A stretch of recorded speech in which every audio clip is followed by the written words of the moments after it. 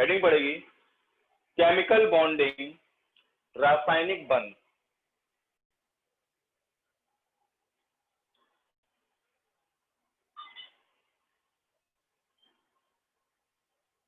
Chemical bonding Hindi में बोलते हैं रासायनिक बंध।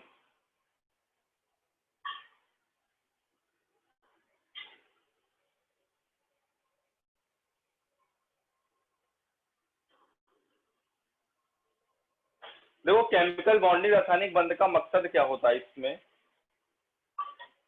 इसका सिंपल सा एक मकसद ये होता है कि हमको जो हमारा एटम है उसको इनर्ट करना है। इनर्ट मतलब क्या करना है, अक्रिय करना है। उसको बंद बना के उसको किसी के साथ मिला के क्या कर दो, उसको अक्रिय करना है। क्या करना होता है, अक्रिय करना होता है। लिखो जरा, लिखो रासायनिक बंध का मेन, रासायनिक बंध का मुख्यतः, रासायनिक बंध का मुख्यतः मकसद किसी परमाणु को, किसी परमाणु को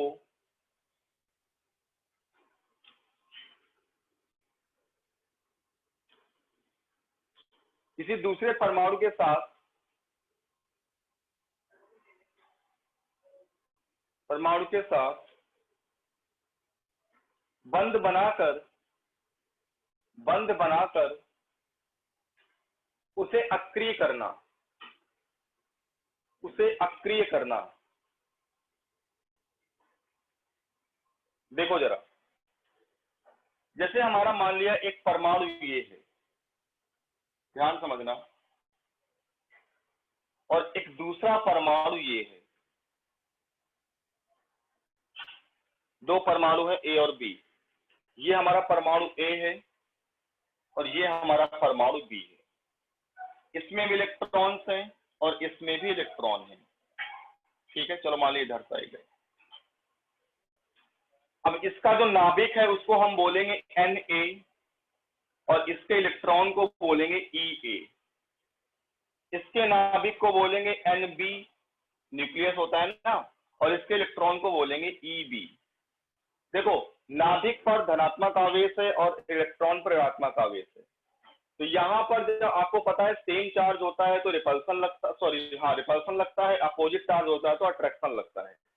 यहाँ पर क्या होगा ना, जब ये दोनों एटम एक दूसरे के पास आएंगे, ये इधर से आएगा पास, तो ये इधर से पास, ये इधर से पास आएगा, तो होगा क्या, इस नाभिक और इसके नाभिक के बीच क्या लगेगा, Na और N के बीच क्या लगेगा, प्रतिकर्षण बल लगेगा, रिपल्सन फोर्स लगेगा। कौन सा फोर्स लगेगा, प्रतिकर्षण बल लगेगा। इसके इलेक्ट्रॉन और इसके इलेक्ट्रॉन के बीच कैसा बल लगेगा, दोनों में समान आवेश है, रिपल्सन फोर्स, प्रतिकर्षण बल लगेगा। लेकिन इसका नाभिक और इसका इलेक्ट्रॉन, अब इसके ऊपर पॉजिटिव चार्ज, इसके ऊपर नेगेटिव चार्ज, यहां पर कौन सा बल लगेगा, आकर्षण बल लगेगा, अट्रैक्शन फोर्स लगेगा। कौन सा फोर्स लगेगा भाई, इसके बीच कौन सा फोर्स लगेगा, अट्रैक्शन फोर्स लगेगा, फोर्स ऑफ अट्रैक्शन। इस इलेक्ट्रॉन और इसके नाभिक के बीच भी कौन सा फोर्स लगेगा, अट्रैक्शन फोर्स लगेगा। क्या बोल सकते हो, नाभिक बी और ए एक इलेक्ट्रॉन के बीच भी कैसा फोर्स लगेगा, हमारा अट्रैक्शन फोर्स लगेगा। मेरी बात समझ में आ रही कि नहीं आ रही।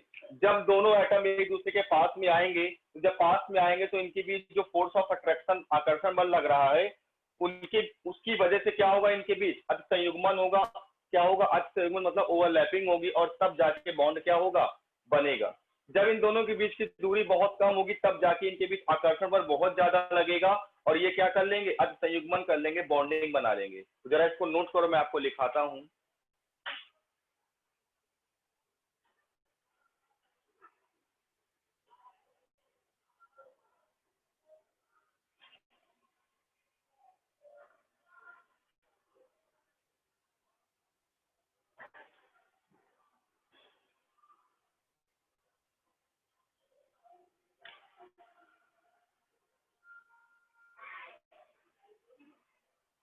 क्या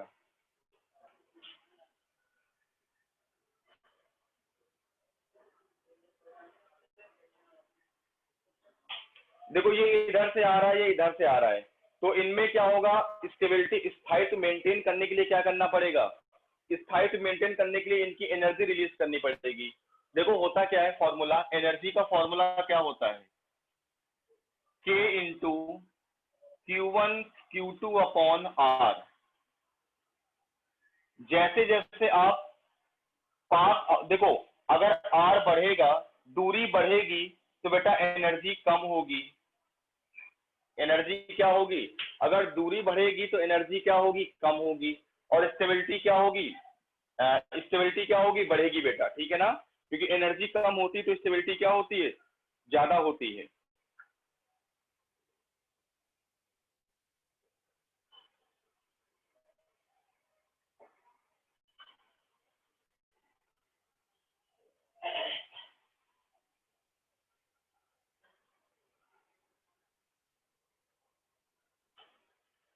अब देखो मैं आपको ग्राफ से समझाऊंगा, जरा ध्यान समझना। वाई एक्सिस पर हमने ले लिया पोटेंशियल एनर्जी और एक्स एक्सिस पर हमने ले लिया इसका दूरी आर, रेडियस आर, डिस्टेंस, ठीक है। ग्राफ क्या बनेगा बेटा, एक मिनट रुकना है।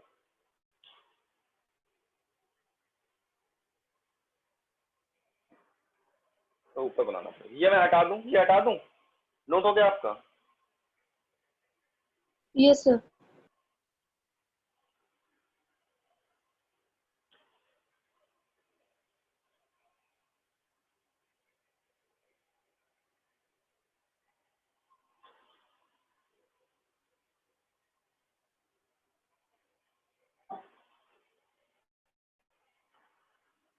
ये ग्राफ है, देखो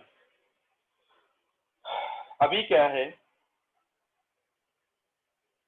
जैसे जैसे एनर्जी बढ़ेगी ऊपर की ओर जाओगे, वैसे वैसे ये हमारा मान लो ये रीजन 1 है और ये रीजन 2 है, ध्यान समझना। अब होगा क्या, यहां से बड़ी दूर, यहां पर आर, इनके दोनों के बीच की डिस्टेंस इनफाइनाइट है। जब आर इनफाइनाइट होगा तो एनर्जी जीरो होगी, आप रख के देख लो, यहाँ पर इनफाइनाइट रखो तो 1/इनफाइनाइट जीरो होता है, एनर्जी क्या हो जाएगी, जीरो। मतलब इनके बीच की दूरी बहुत दूर है, मतलब अगर एक कहाँ है, एक कानपुर में तो एक मुरादाबाद में, इतनी दूर एटम रखे हुए, तो इनकी एनर्जी क्या होगी, जीरो होगी। अब क्या होगा, अब दोनों एटम पास पास आएंगे। अब दोनों एटम क्या होगा, चलो एक यहाँ है और एक यहाँ है, अब दोनों एक दूसरे की ओर पास पास आ रहे हैं, धीरे धीरे क्या होंगे, पास पास आएंगे। ये हमारा पॉजिटिव एक्सिस होता है, ये निगेटिव एक्सिस होता है। इस पॉइंट पर पोटेंशियल एनर्जी क्या है, मिनिमम होगी, और इस पॉइंट पर पोटेंशियल एनर्जी क्या होगी, मैक्सिमम होगी। आपको पता है बेटा कि जो हमारी स्थितिज ऊर्जा पोटेंशियल एनर्जी होती है, इनवर्सली होती है स्टेबिलिटी के। अगर एनर्जी ज्यादा है तो स्टेबिलिटी, स्थायित्व तो कम होगा, और अगर एनर्जी कम है तो स्थायित्व तो ज्यादा होगा। जिस पॉइंट पर ये मिनिमम होगी, उस पॉइंट पर ये दोनों एटम क्या कर लेंगे, एक दूसरे की ओर आकर्षण बल लगा रहे हैं, मतलब इस वाले रीजन पर आकर्षण बल ज्यादा लग रहा है। और एक पॉइंट ऐसा आएगा, एक पॉइंट ऐसा आएगा जिस पॉइंट पर ये दोनों क्या कर लेंगे, आपस में अतिसंयुग्मन कर लेंगे, बंध का निर्माण कर लेंगे। क्या कर लेंगे, अतिसंयुग्मन कर लेंगे, बंध का निर्माण कर लेंगे। अब और जब पास पास आएंगे तो एक चीज समझ लो, जब दो एटम 50%, 50% अतिसंयुग्मन करते हैं, तब बंध का निर्माण होता है, तब प्रॉपर उनकी स्टेबिलिटी बहुत अच्छी होती है और उनकी एनर्जी मिनिमम होती है। अब जैसे जैसे ऊपर आओगे तो ये और पास पास आएंगे, जब और पास पास आएंगे तो इनके बीच क्या लगेगा, प्रतिकर्षण बल ज्यादा लगने लगेगा। और जब इस रीजन में क्या होने लगेगा बेटा, रिपल्सन फोर्स ज्यादा लगने लगेगा, प्रतिकर्षण बल ज्यादा लगने लगेगा। क्यों, इनकी क्या हो रही है, पोटेंशियल एनर्जी क्या हो रही है, एनर्जी ज्यादा हो रही है, इसका मतलब स्टेबिलिटी कम हो जाएगी। अब स्टेबिलिटी मतलब स्थायित्व तो कम होगा, तो क्या होगा, इनके बीच ज्यादा क्या लगेगा, प्रतिकर्षण बल लगेगा, और ये क्या हो जाएंगे, अस्थायी हो जाएंगे, अस्थायित्व आ जाएगा इनमें। तो जिस पॉइंट पर एनर्जी मिनिमम होती है, उस पॉइंट पर क्या होता है, ये अतिसंयुग्मन करके क्या करते हैं, बंध का निर्माण करते हैं, और इस पॉइंट पर इनकी जो एनर्जी होती है वो मिनिमम होती है, स्टेबिलिटी मैक्सिमम होती है। और ये पॉइंट कौन सा होता है, ये कोई आर नॉट पॉइंट होता है, आर नॉट डिस्टेंस पर ये क्या कर रहे हैं, आपस में अतिसंयुग्मन कर रहे हैं। तो ये पूरी कहानी होती है केमिकल बॉन्डिंग के पीछे की, ठीक है ना। एक क्वेश्चन आया हुआ था बेटा पेपर में, आपको दिया था दो ऑप्शन, 1 एंड 2 रीजन, सॉरी ये पहला रीजन, ये दूसरा रीजन। आपसे बोला था कि पहले रीजन में आकर्षण बल लगेगा, दूसरे रीजन में प्रतिकर्षण बल लगेगा। पहले रीजन में प्रतिकर्षण बल लगेगा, दूसरे रीजन में आकर्षण बल लगेगा। तो जरा बताओ कौन सा सही है?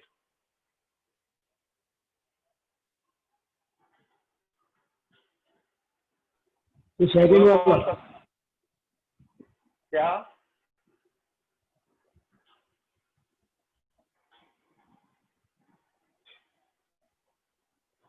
कौन सही है बेटा?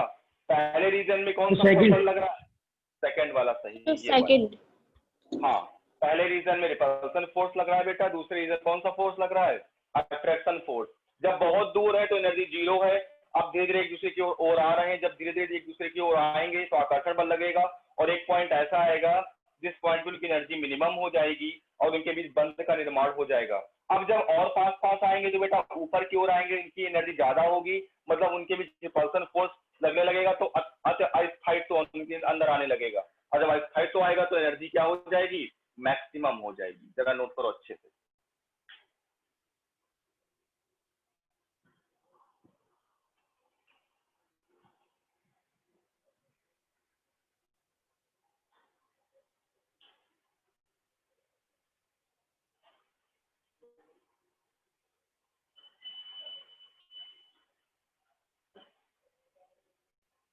बस समझ लेना इस चीज को। इस रीजन में बंध का निर्माण होता है, मतलब बॉन्डिंग होती है बेटा, और इस रीजन में एंटी बॉन्डिंग होती है, बंध का निर्माण नहीं होता है, प्रतिकर्षण बल लगता है, अस्थायित्व तो आता है यहाँ पर इस रीजन में, इस परिवेश में। रीजन मतलब परिवेश।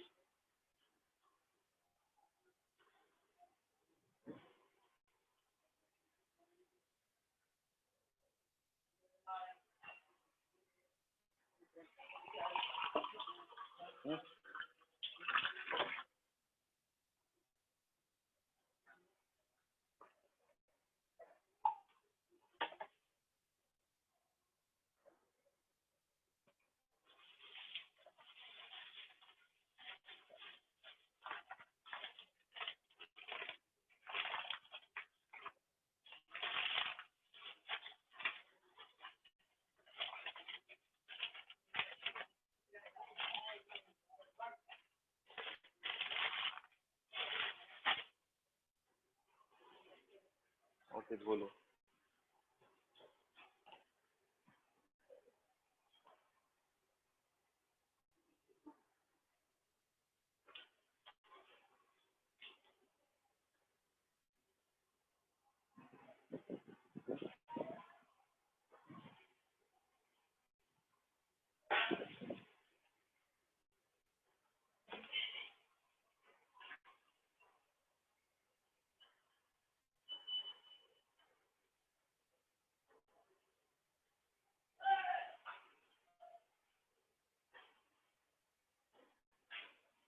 देखो जरा, देखो जब दो परमाणु, सर एक मिनट।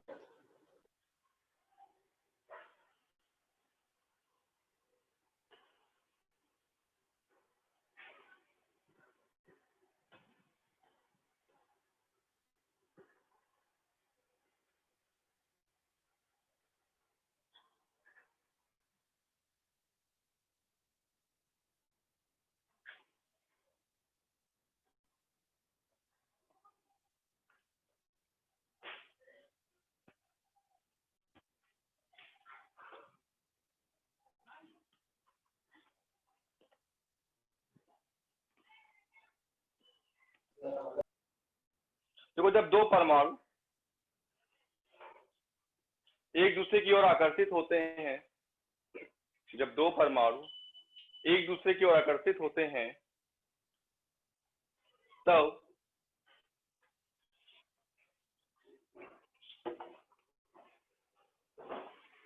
तब उनके बीच प्रतिकर्षण और आकर्षण बल लगता है, प्रतिकर्षण और आकर्षण बल लगता है, प्रतिकर्षण और आकर्षण बल लगता है।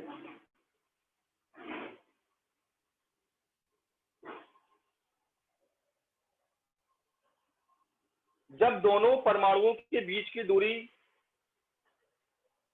मिनिमम होती है, जब दो परमाणुओं के बीच की दूरी मिनिमम होती है और उनकी पोटेंशियल एनर्जी, स्थितिज ऊर्जा बोलते हैं हिंदी में, और उनकी स्थितिज ऊर्जा मिनिमम होती है, और उनकी स्थितिज ऊर्जा मिनिमम होती है, सब सर जो दो परमाणुओं के बीच की दूरी कम होती है, मिनिमम होती है,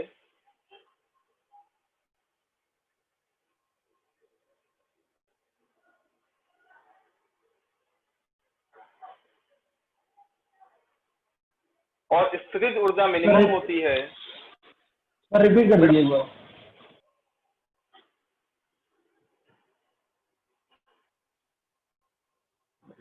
पोटेंशियल एनर्जी मिनिमम होती है,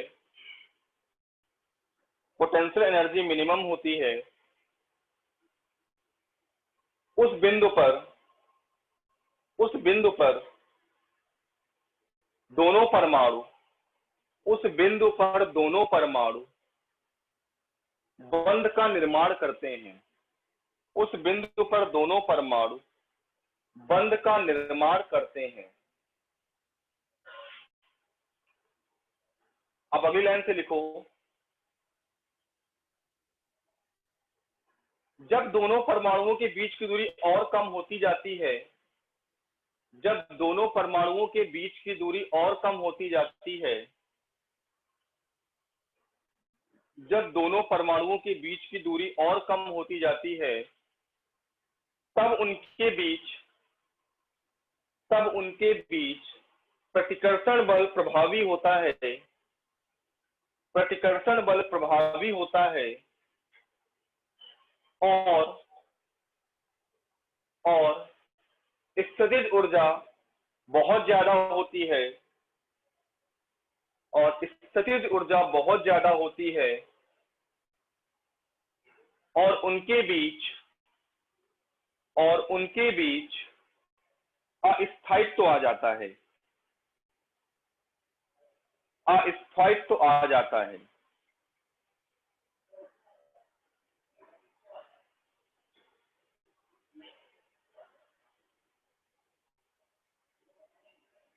अस्थायित्व आ जाता है। ठीक है, अब डालो हेडिंग, रासायनिक बंध के प्रकार, types of chemical bond, types of chemical bond. अच्छा, केमिकल बॉन्डिंग होता क्या, ये लिख लो। देखो, किसी भी अणु में, लिखो जरा, किसी भी अणु में, किसी भी अणु में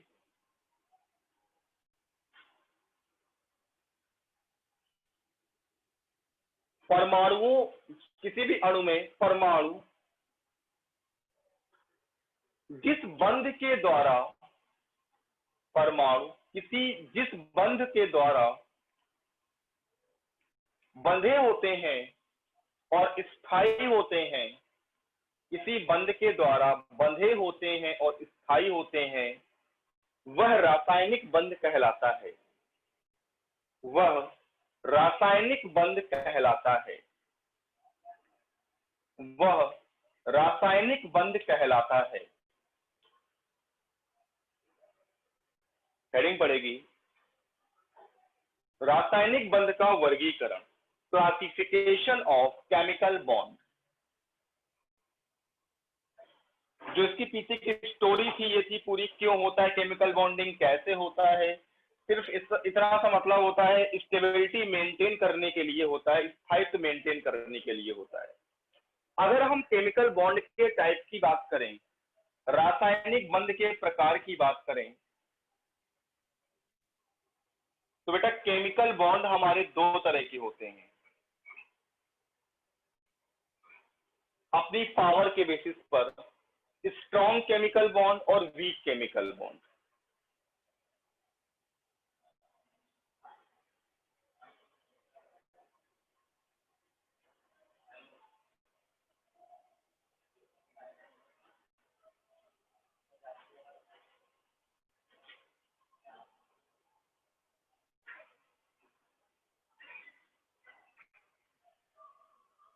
स्ट्रॉन्ग केमिकल बॉन्ड और दूसरा होता है weak chemical bond. Strong chemical bond वो बॉन्ड होते हैं जिन्हें तोड़ने के लिए लगभग 42 किलो जूल पर मोल से ज्यादा ऊर्जा देनी पड़ती है।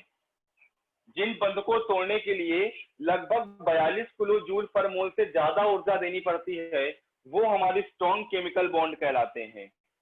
और जिन केमिकल बॉन्ड को 42 किलो जूल पर मोल से कम ऊर्जा देनी पड़ती है तोड़ने के लिए वो हमारे वीक केमिकल बॉन्ड कहलाते हैं।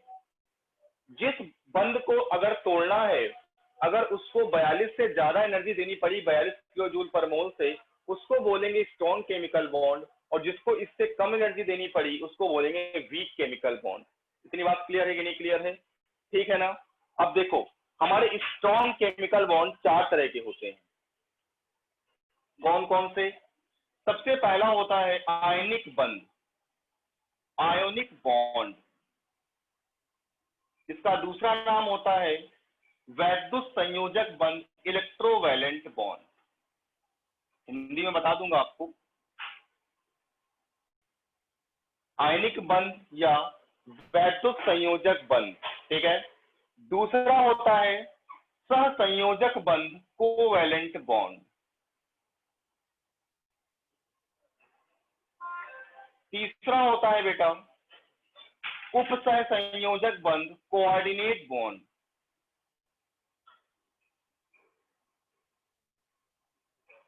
और लास्ट होता है धात्विक बंध, मेटेलिक बॉन्ड। दूसरा होता है धात्विक बंध, मेटेलिक बॉन्ड, ठीक है। अब बात करते हैं वीक की। तो जो वीक वाला बॉन्ड होता है हमारा 2 तरह का होता है बेटा। कौन कौन सा? एक होता है हाइड्रोजन बंध, हाइड्रोजन बॉन्डिंग, और दूसरा होता है वंडरवॉल फोर्स, वंडरवॉल बंध। उसको फोर्स को बंध ही बोलते हैं एक तरीके से वहां पे, वंडरवॉल बल, वंडरवॉल फोर्स, ठीक है। ये बेटा फर्दर 5 तरह का होता है तुम्हारा, ठीक है ना। उसकी बात हम क्लास में ही करेंगे जब हम इसको क्लासिफाई करेंगे। नोट करो जरा केमिकल बॉन्ड के क्लासिफिकेशन सही तरीके से। बात क्लियर हो गई बेटा आप लोगों को? अगर किसी की हिंदी आपको जाननी हो तो बता देना, आपको हिंदी में एक्सप्लेन कर दूंगा, बता दूंगा।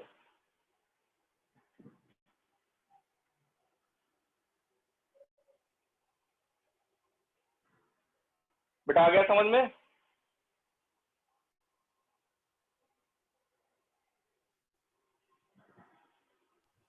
Yes sir.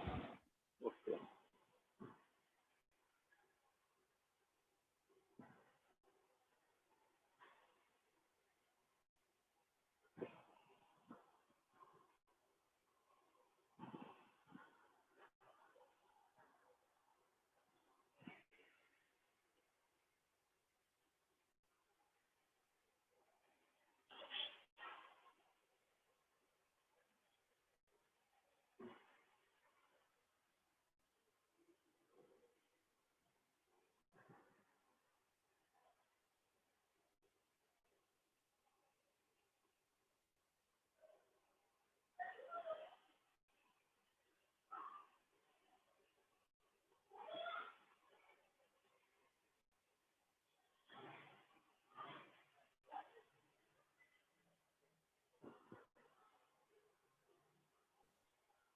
हेडिंग डालो आयनिक बंध या इलेक्ट्रोवैलेंट बॉन्ड। सबसे पहला नंबर हेडिंग डालो आयनिक बंध। बिल्कुल सीक्वेंस में चलेंगे और एक एक चीज पढ़ेंगे डिटेल में इस टॉपिक में। ये टॉपिक आपका कम से कम 20 लेक्चर का है, 20 लेक्चर का। आज 31 अगस्त है और ये तुम्हारा टॉपिक खत्म होगा जाके लगभग 22 सितंबर के आसपास, ठीक है। 20 से 22 सितंबर के आसपास खत्म होगा टॉपिक। देखो हेडिंग डालो सबसे पहले आयनिक बॉन्ड, आयनिक बंध, या इसको हिंदी इंग्लिश में बोलते हैं इलेक्ट्रोवैलेंट, दूसरा नंबर होता है इसका।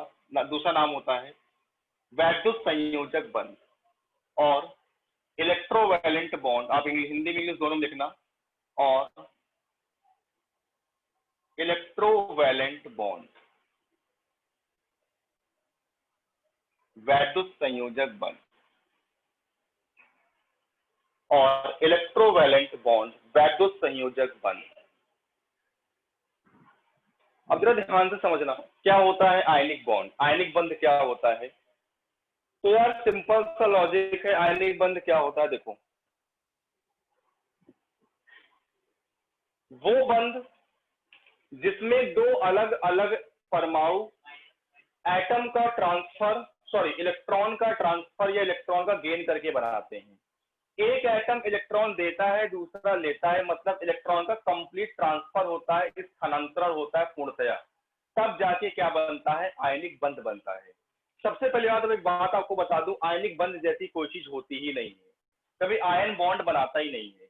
ये एक तरीके का बल होता है, फोर्स होता है बेटा। ये क्या होता है, एक तरीके का एज लाइक फोर्स।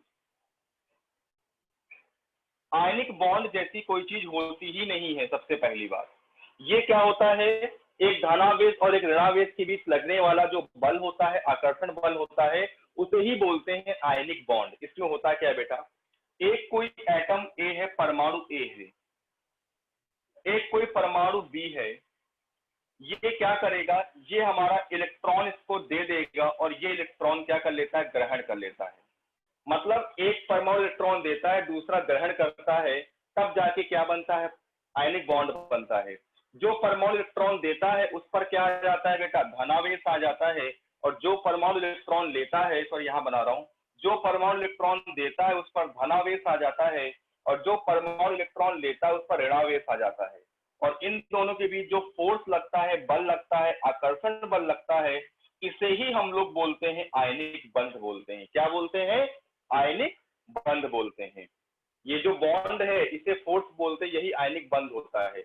हमने क्या बोला, जब कोई एक परमाणु किसी दूसरे परमाणु को पूर्णतया इलेक्ट्रॉन ट्रांसफर कर दे, पूर्णतया इलेक्ट्रॉन का स्थानांतरण कर दे, तो उसको तब बंध बनता है उन दोनों परमाणुओं के बीच में। तो वो कौन सा बॉन्ड होता है, आयनिक बंध होता है। एग्जाम्पल की बात करें अगर हम, NaCl, तो NaCl के बीच जो बंध होता है वो बेटा आयनिक बॉन्ड होता है। कैसे, यहां पर सोडियम है और यहां पर क्लोरीन है। सोडियम का एटॉमिक नंबर, परमाणु क्रमांक 11 होता है। इसका जो इलेक्ट्रॉनिक कॉन्फ़िगरेशन होता है 2,8,1 होता है बेटा। कितना होता है, 2,8,1। इसका होता है 2,8,7। इसको अपना अष्टक पूर्ण करने के लिए 7 इलेक्ट्रॉन चाहिए, इसको 1 इलेक्ट्रॉन चाहिए। आप जरा बताओ 7 इलेक्ट्रॉन लेना आसान है या 1 इलेक्ट्रॉन लेना आसान है, 1 इलेक्ट्रॉन। तो ये Na क्या करेगा, ये कहेगा बिल्लो हमसे 1 इलेक्ट्रॉन ले लो, ये अपना 1 इलेक्ट्रॉन इसको कंप्लीट ट्रांसफर कर देगा। जब ट्रांसफर कर देगा तो इससे 1 इलेक्ट्रॉन हट जाएगा, इसके पास आ जाएगा Na+। इसने इलेक्ट्रॉन ले लिया तो इसका हो जाएगा Cl-। और इन दोनों के बीच जो फोर्स लगता है, बल लगता है, यही होता है आकर्षण, सॉरी यही होता है आयनिक बंध। अभी मैं आपको ट्रिक बताऊंगा कि कौन कौन से तत्व, कौन कौन से परमाणु आयनिक बंध बनाते हैं, कौन से नहीं बनाते हैं। आप जरा इसको नोट करो, लिखो जरा पहले आप डेफिनेशन लिखो। जब दो परमाणुओं के बीच इलेक्ट्रॉन का पूर्णतया स्थानांतरण होता है, जब दो परमाणुओं के बीच इलेक्ट्रॉनों का पूर्णतया स्थानांतरण होकर, जब दो परमाणुओं के बीच इलेक्ट्रॉनों का पूर्णतया स्थानांतरण होकर जो बंध बनता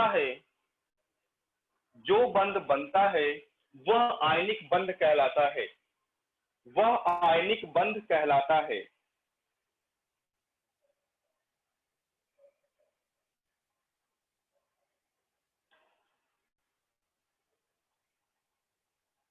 फटाक बेटा नोट करो आप जल्दी से।